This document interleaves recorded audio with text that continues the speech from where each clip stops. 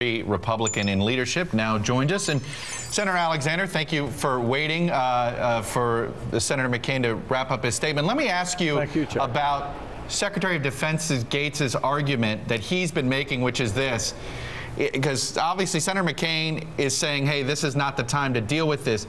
The problem that you may have, though, is the court system may not be on the same calendar that some in Congress would like to have, that Senator McCain would like to have.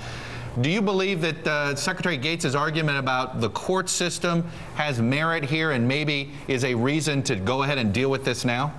No, I don't. No, I don't. I mean, the courts can do whatever the Constitution requires and whatever they want to do. We have our own responsibility. What Senator McCain is saying, that the study should have been about whether to do this, not how to do it. And we have a lot of questions about it. We want to do it carefully. Yeah, but Senator Alexander, I mean, doesn't that go directly to the point that Secretary Gates is making, that you as a lawmaker lose your opportunity to influence how this repeal happens if you roll the dice and let the courts decide, and courts are already signaling that they're ready to overturn the ban immediately? Well, I don't buy that. I mean, if we just sat around and waited to hear what courts might do, we'd never do anything. I mean, we have a responsibility to make a decision on behalf of our country, and particularly the preparedness of our military men and women, and especially those in combat, about whether this is a good idea. Not just how to do it, but whether it's a good idea, and whether now, at a time of combat, is the time to do it. That's our job, and we should do our job. Senator, were you at all concerned about yesterday's decision by all of the Senate Republicans to pledge in a letter that they would filibuster any other topic, basically, until the tax issue and the funding the government issue was dealt with, that somehow that could break the spirit of what seemed to be a pretty good meeting with the president on Tuesday? It was a good meeting, Chuck, and I was very encouraged by it, and I thought the letter was precisely in support of the meeting. I mean, here's what we said. We said the government runs out of money at the end of this week. Taxes go up automatically at the end of this month, and forms are being printed. So as far as the legislative agenda in the next week or two, we ought to focus on the tax issue and on funding the government. And then when we finish that, we can go on to other things. Senator, if the president wants to bring up the New START treaty, that's entirely the prerogative of the Democratic majority. We said nothing about that. Senator, at the same time, unemployment benefits have in fact expired for, I think it's 2 million Americans, including 53,000 in your home state. Why doesn't that issue have the same urgency for you or for your caucus as this tax cuts issue seems to have? Well, it's a part of the discussion that is the result of the presidential meeting this week. It can be a part of that discussion, and it already is. But the fact of the matter is, we have taxes, one of the largest tax increases in history, automatically going up at the end of the month, and almost every economist who's come before Congress says raising taxes on anybody in the middle of an economic downturn makes it harder to create jobs. And if our most important priority is making it easier and cheaper to create private sector jobs, then we shouldn't be raising taxes in the middle of an economic downturn. That's the most important priority we have right now.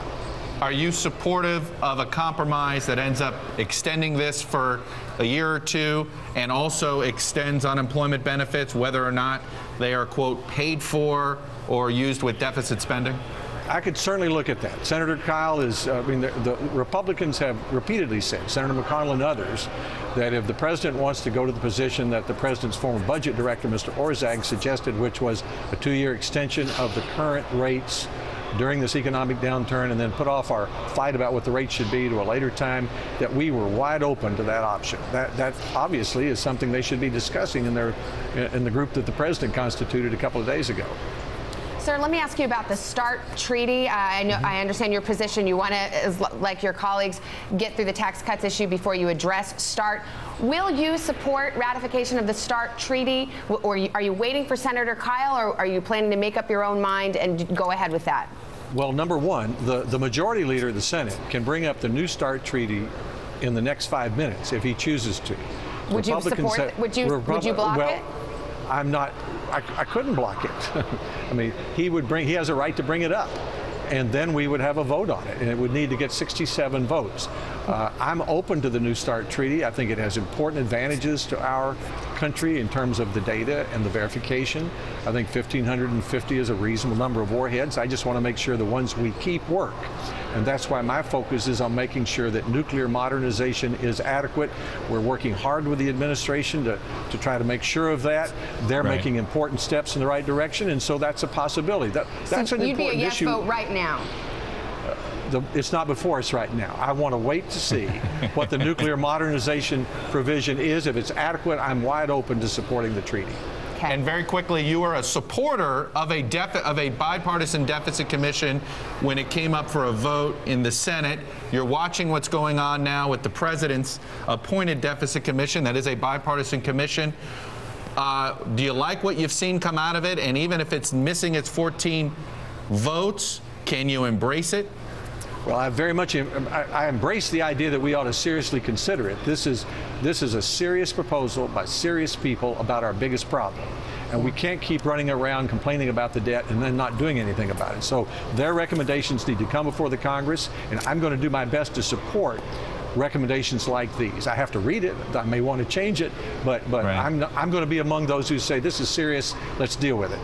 All right, Senator Lamar Alexander, number 3 Republican in the Senate. Sir, it's good to have you with us. Thank you for your time. Thank you, Samantha. All right, coming up, a bizarre twist in the murder of Hollywood publicist Ronnie Chazen. The man police believe was a suspect is now also dead. Haven't we seen this movie? I like